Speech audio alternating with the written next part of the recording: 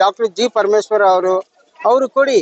ಅವರು ಈಗ DK ಶಿವಕುಮಾರ್ ಅವರು ಅವ್ರಿಗೆ ಇಷ್ಟವಾದಂತ ಇಡೀ ಬೆಂಗಳೂರಿನ ಒಂದು ಒಳ್ಳೆ ಚಿನ್ನದ ತೇರು ಮಾಡ್ಬೇಕಂತ ಕನಸನ್ನ ಇಟ್ಕೊಂಡಿರೋರು.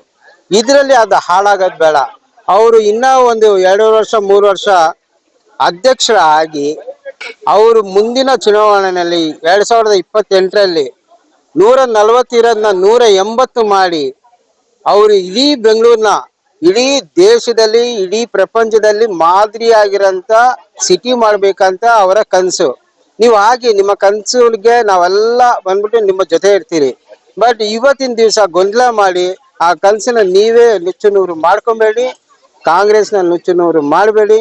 ನೀವೇ ಪರಮೇಶ್ವರ್ಗೆ ಬಿಟ್ಕೊಟ್ಟು ಮುಂದಿನ ಏನ್ ನೀವು ಮಾಡ್ತಿರೋ CM ಆಗಿ 28ರಲ್ಲಿ ಎಲೆಕ್ಷನ್ ಅಲ್ಲಿ ಗೆದ್ದು ನೀವೇ CM ಆಗಿ ಅದನ್ನೆಲ್ಲ ಟೇಪ್ ಕಟ್ ಮಾಡ್ಬೇಕಂತ ಇಡೀ ರಾಜ್ಯದ ಜನರ ಪರವಾಗಿ ನಾನು ಕೇಳ್ಕೊಳ್ತಾ ಇದ್ದೀನಿ.